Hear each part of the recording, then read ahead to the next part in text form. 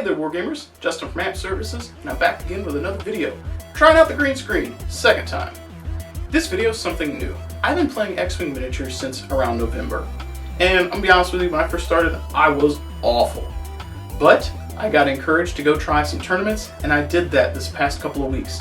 I went out to Gastonia at Abu Bika Gaming, I think is the name of the store, and the week after, I went up to Atomic Empire in Durham. Abu Bika wasn't a bad store. It was a little bit of a trek though, for me coming from Asheboro.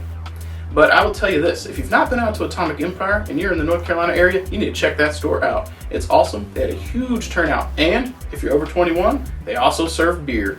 Pretty awesome. So now, the whole point of this video though is not to talk about just the stores, it's to talk about the fact that I actually tried a tournament scene with a game. Oh God, Justin, you tried some tournaments. I thought you didn't like being that guy. Generally, I've been kind of turned off from tournaments. I used to play really competitively back in 2007, 2008 with miniature games like Mech Warrior, Star Wars Minis, and I got into card games like Magic the Gathering and World of Warcraft. But I felt like the community got a little bit toxic, and ironically enough, I got into Warhammer 40k after that, and that community is a beast in and of itself. I've never really enjoyed the tournament scene for Warhammer 40k, but I figured, why not knock it till I try it in regards to X-Wing? So I went out to these two tournaments, and I'm going to tell you guys, the X-Wing community is something else, in a good way. It's the one game I've played where you kind of rely on your opponent at some point to help you move your models, and there's a lot of back and forth. Additionally, the way the game mechanics work, both players are usually always engaged. And I didn't have one instance out of the 10 competitive games I played over 2 weeks, I didn't have one instance where somebody was rude to me. And even the games I lost, I did feel a little bit like a sore loser, apologize to the guy, and boom, start up conversations, talk tactics, help me with my lists, things like that. Community is incredibly awesome. Also, this game in particular comes more down to skill. You can't just go on the internet and find the best X-Wing list and win with it. You have to know how the ships fly. So, in my first tournament in Gastonia at Abu Bika Gaming, I actually placed 4th. First tournament ever with X-Wing, and I haven't even been playing that long. Placed 4th. I didn't have the most powerful list there, but I used some ships that people weren't used to seeing because they weren't the meta, and I was very familiar with how they fly. So I actually did pretty well. And to be honest with you, I was just hoping to break even 50-50, and I ended up going 3-2, and the guy that I lost to in the top 4 was actually the one loss I had in the preliminary games. So it was a lot of fun. In my second set of games, which were at Durham at Atomic Empire, I had a 3-2 record again. I placed 12th, unfortunately, but I'm still happy with it. I also had a really good time. I changed up my list a little bit, and I feel like one of my downfalls, and again, this is where the skill comes in, I used a ship that I've never used before. I wasn't familiar with how it maneuvered, and that's partially why I lost. I may not have placed much higher had I been familiar with what one of my ships had been able to do, but it reinforces that there's some level of skill in this game, not just throwing stuff on the table and auto-winning. So it's awesome. I'm going to take this portion of the video, though, to discuss my build with you guys. So we're going to discuss my build for Abu Bika Gaming in Gastonia, and we're going to discuss my build that I used for the games at Atomic Empire in Durham. They were almost the same, but one ship was different. So I'm going to take a moment to switch over real quick, and you'll see what I'm talking about. So for my first list, which was at the Abu Bika Gaming store out in Gastonia, I ran with Scum, which my next list is very similar. I ran at 100 points, which is the max build total for the tournaments, and you'll find that in the competitive scene, which I found, a lot of people purposely built at 99 or less. The guy I lost to twice at Abu Bika playing a TIE Swarm ran 97 points.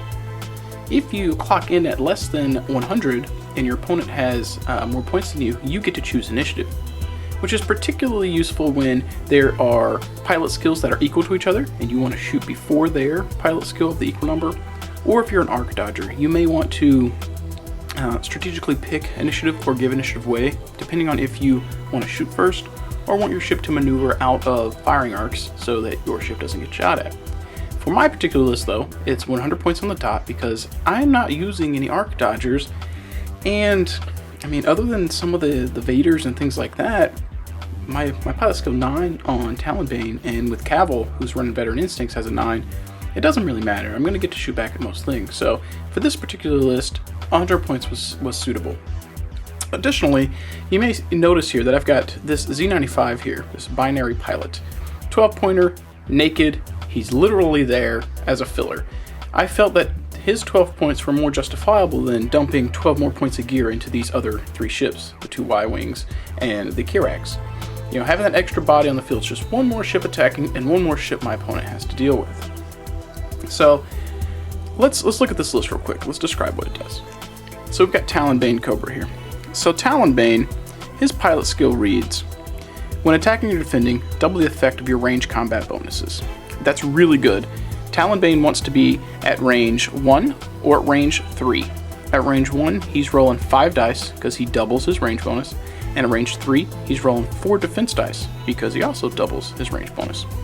The problem with Talonbane here is at range 2, he's mediocre, and more often than not, in every game I've played with him, when he got in range 1 to really unload, he pretty much they turned around and shot him in the face. Even if I did a bunch of damage, he didn't live through it very well.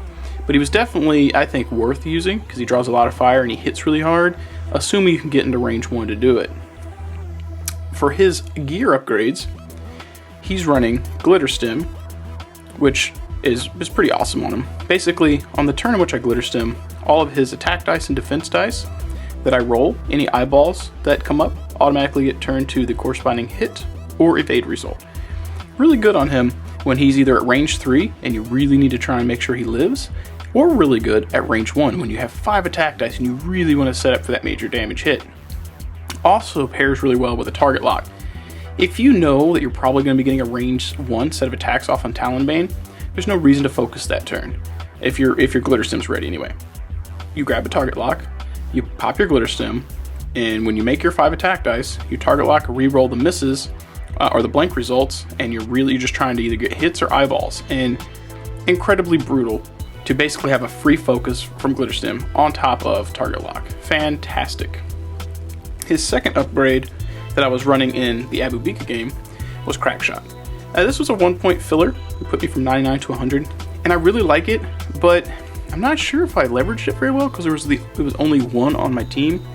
It also pairs really well with the Glitter Stem at range 1 attack thing because, let's say you get 4 out of the 5 hits and your opponent rolls or evade, you can really force some damage in with the Crack Shot, which is pretty awesome. I think at the Abu Bika Gaming store when I played in the tournament, I think Talonbane got this off maybe twice that day, maybe 3 times. I know in at least 2 games he died before I could get Crack Shot off. The first game with the TIE Swarms, he just got absolutely barbecued. From my first tournament event, I had honestly never fought TIE Swarms, and I flew my whole team straight at the TIEs, and they died horribly. Alright, so moving on. The binary pilot here has no gear. He's literally there as a filler, just the extra attack dice and defense dice. I felt it was better to have that ship. For Cavill here, who was probably my MVP out of both events, he's running Veteran Instincts, so it puts him to a 9 pilot skill, which is on par with most really good pilots, and in particular, he's on the same pilot skill as Whisper. If you're not super familiar with Whisper, she's a TIE Phantom from X-Wing, and if she gets to shoot first, she has the ability to recloak with the advanced cloaking device. That puts her at 4 defense dice. So when possible, if I had initiative, Cavill shoots before her, because she's also rocking that instinct, so she's sitting at a 9. Shooting before her nets me his attacks before she has the chance to attack and then recloak. That is the whole point of having Cavill. Also, his pilot skill, which says, when attacking a ship outside of your firing arc, roll 1 additional attack die. That's fantastic. There's only a few guns in the game that you can use to fire outside your firing arc, and he's rocking the Twin Laser Turret. The Twin Laser Turret rolls 3 attack dice normally, and with Cavill, if I'm firing outside of his arc, he's rolling 4. Granted, it does reduce down to only 1 damage per the 2 attacks it gets to make, but the fact that he's got 4 attack dice on most ships who are rocking probably a 3 or less, and it doesn't give the range bonus at range 3, is fantastic. Cavill really laid the hurting on people. Not necessarily in just raw damage, but consistent damage, which is what I needed, especially for things like Sunterfell or TIE Interceptors that needed to have the stealth generator stripped off, and Cavill was great for that. Finally, his last upgrade was the Unhinged Astromech. This is similar to one of the astromechs for the Rebels, except this one makes all of your 3 green maneuvers, or 3 turns, green maneuver, 3 speed maneuvers green, so sorry, which is really great. The Y-Wing is surprisingly more maneuverable than I expected, and being able to have all my 3s as green maneuvers was really, really helpful. The corresponding Rebel astromech makes all of the 1s and 2s greens for their respective one that does the similar thing. And I found that's pretty good when I run Rebels, but I feel like this one's a little bit better because it actually turns some red maneuvers into greens, which is really fantastic. For the last ship, ran with a standard Syndicate Thug. Same build as Cavil, just without vet instincts. He's also running twin laser turrets and unhinged astromechs, so his 3 maneuvers are also green. The issue with him, and again, we're gonna compare to like Whisper or Sunterfell, or even Robots who are running auto thrusters.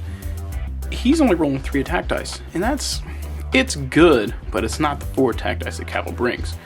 The thing that I like about him though is he brings somewhat consistent damage, and Y-Wings have 8 life points, 5 hull, 3 shields, so they're relatively beefy. They can take probably 2 consistent turns of fire usually before they go down, which is really nice. It's very consistent. This particular setup, in the first 4 games at Abu Bika, I learned a lot of things, but I went 3-1. The guy that I lost to actually won the whole tournament. I learned trying to maneuver, plan things out, and not fly off the table. That was a big deal.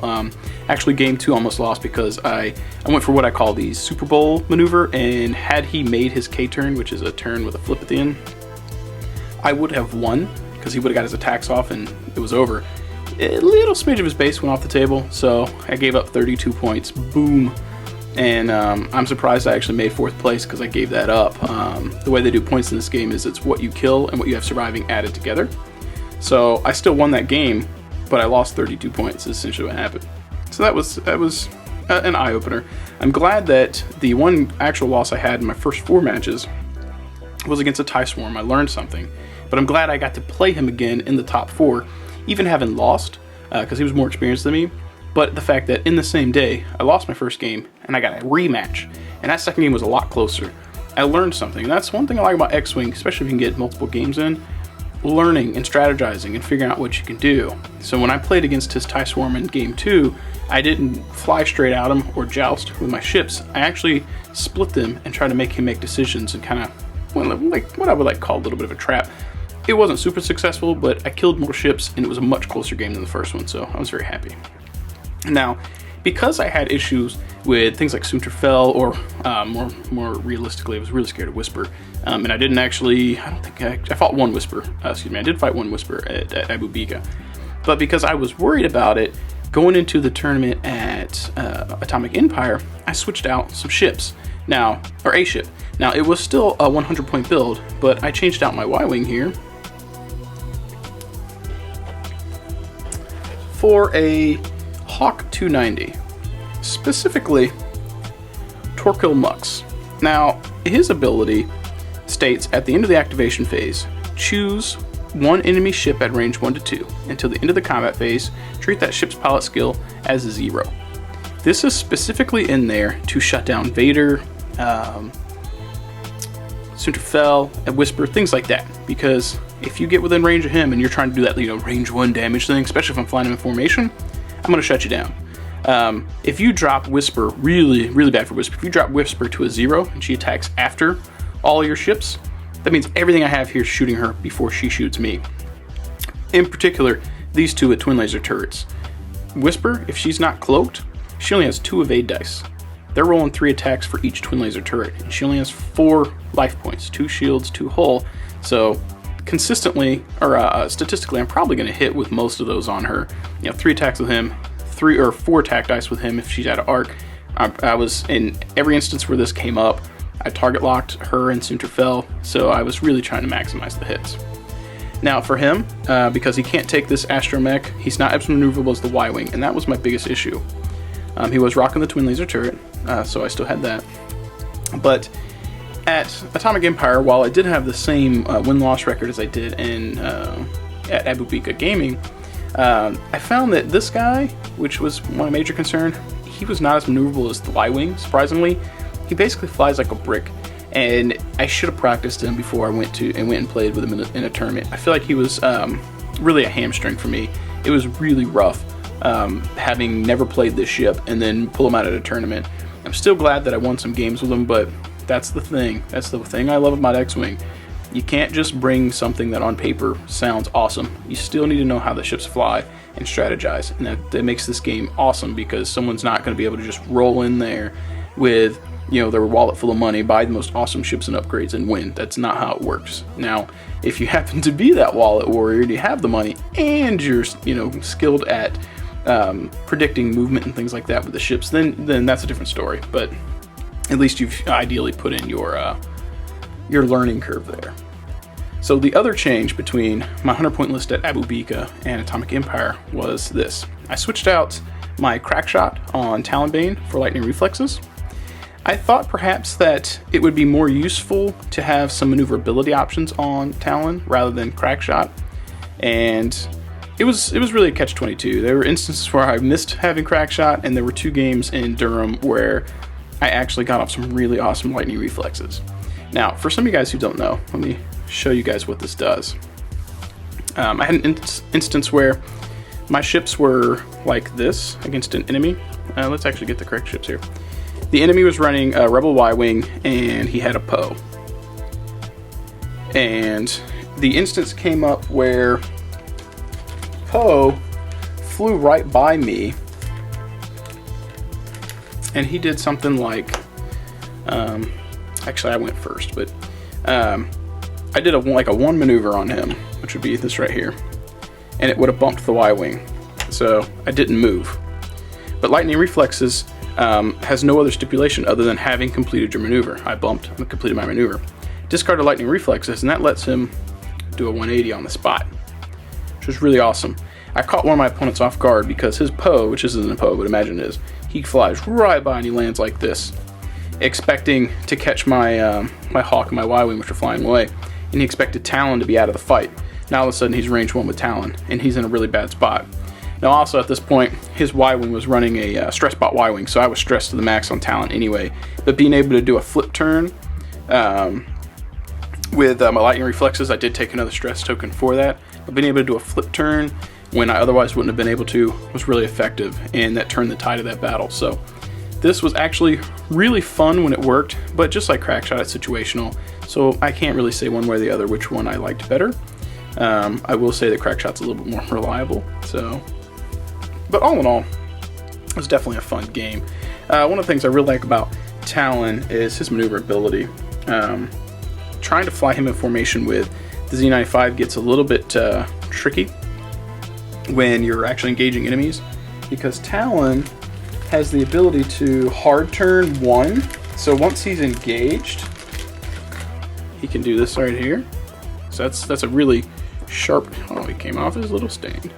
So that's a really sharp maneuver, and the Z95 can't do that. If he needs to do a sharp turn, his sharp turn's at 2, so he's either going to overshoot or bump. So once they're engaged, it's a little bit difficult, so I kind of had to learn to position them as well. So that was definitely different. Now, one of the things I did notice while I was there, and I'm wrapping this video up, but I'm going to talk about this just a little bit, I saw a lot of custom cool templates. And after the tournament, I went and I approached Austin from Death Ray Designs, formerly Brush for Hire, which any of you guys who are following my videos for Warhammer 40k or painting models and things like that, you may know that I paint for Austin. Painted for Brush for Hire for 4 years now. And anyway, after the event, I approached him and I was like, oh, these guys have really cool templates. I saw several from Team Covenant, and they have some really nice ones, especially their really etched ones. But I wanted something unique. And I'm getting to the point, I promise, guys. When I played Star Wars Galaxies, I really loved the space PvP. I was in a squadron called Rascal Squadron. And I was also a mercenary pilot, like Fringe, whatever. And I'm playing Scum, so it makes sense. You're like, oh, hey, Star Wars Galaxy Scum. Yeah, I approached Austin and I was like, hey, Austin, what would you charge me to make some custom templates?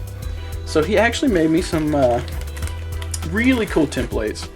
And here is my 4 straight. And the thing that's really cool about this is the arrow here we're using for the movement.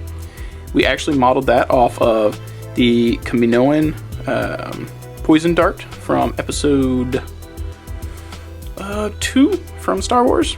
If you guys remember when Anakin's chasing the changeling, Jango Fett shoots her in the throat with that. So that's what we modeled that after. So more scum type stuff, bounty hunters.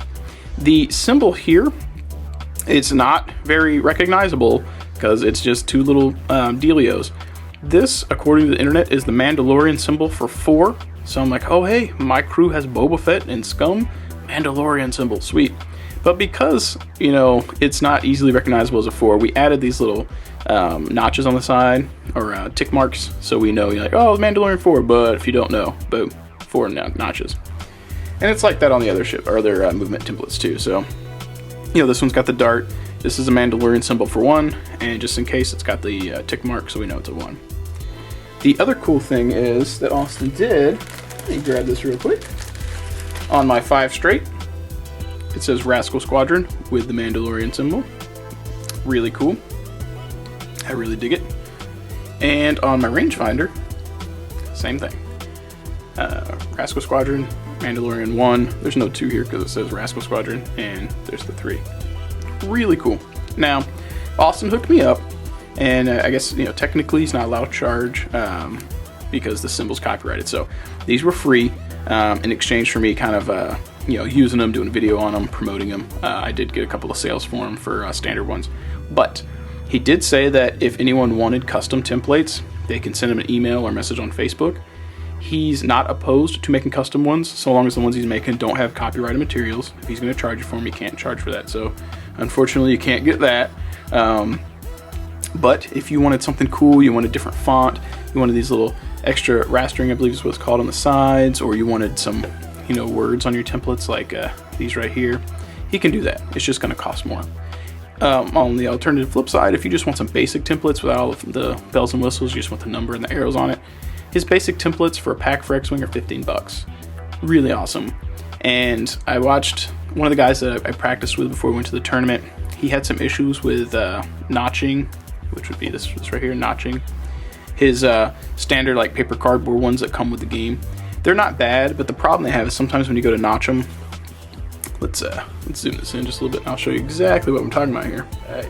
So when he went to notch with his cardboard ones, he was catching it kind of off kilter like that. That's not flush, that's flush. And because the edges on the cardboard ones were paper, it was kind of mashing in and his ships weren't lining up right. With the acrylic ones, it's either in or it's not, and you can clearly tell there's no give in here like the cardboard ones. So that's one thing I really like about these. And after the guy saw the ones that I had Austin make me, you know, him and 2 guys from my local group picked some up. So really cool, really affordable. So check them out at deathraydesigns.com. Anyway, now that plug's done, guys, I don't get anything cool for that other than the fact that Austin did me a solid on giving me the templates. So I guess I did get something cool. I would like to conclude this video by saying that I'm going to try and participate in several more X-Wing events. I had a lot of fun with this one. The community was really awesome. I didn't have to deal with any, you know, guys who were just rude or super competitive. I mean, they were people that were playing to win.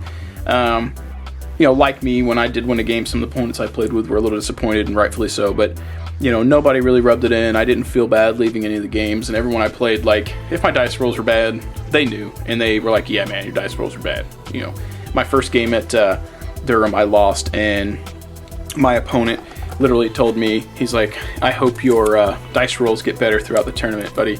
And I was like, yeah, me too, because I didn't make any evade rolls the whole game, and my attack rolls weren't much better. I basically ended the game without taking out any ships. And he was super cool about it. He knew the dice rolls were not statistic. And then in my, I think it was my 5th game, I had the exact opposite. My dice were on fire. My opponent couldn't roll an evade to save his life. And after the game, I said, man, I'm sorry. You know, I hate that your dice rolls didn't go statistical. Because I don't want somebody to feel like, you know, they didn't actually have, you know, stand a chance just because of the dice. And that did happen, unfortunately. But he was cool, and I tried to be humble, you know, humble and gracious and all that, so. But anyways, I know this was kind of impromptu. I didn't plan it out very well, but I'm definitely going to try and do some more X-Wing discussions as I do more tournaments. I'd like to talk about some other builds. I've got a lot of Scum builds that I've been tinkering with, a lot of Rebel builds, because that's what I play.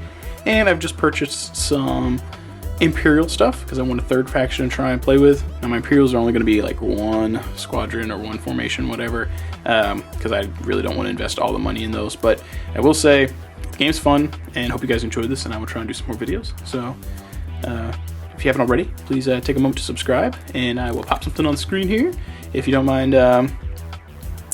check us out on Facebook. That'd be awesome too. You can keep up with all of our current promotions as well as our commission work.